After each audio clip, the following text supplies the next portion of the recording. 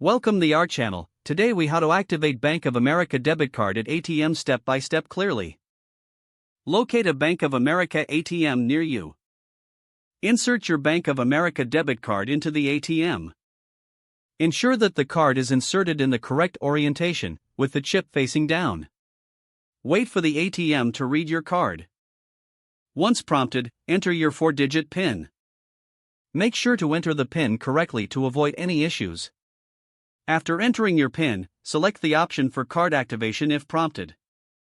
If you don't see an option for activation, select withdrawal to proceed.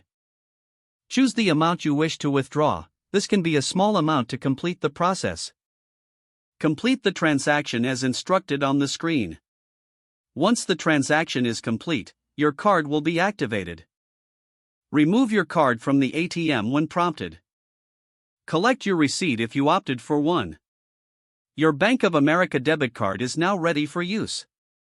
If the page does not load, refresh the browser or try again in a private or incognito window. Make sure you are using the correct email address, then retype it carefully to avoid small typos. If your password is not accepted, use the reset option and create a new strong password you can remember. Check your spam folder for verification or security emails, then complete any requested confirmation steps.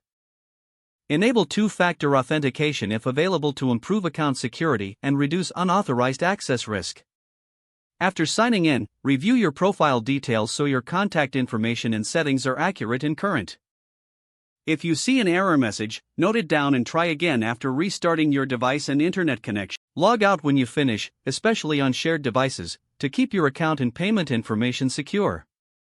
If the page does not load, refresh the browser or try again in a private or incognito window.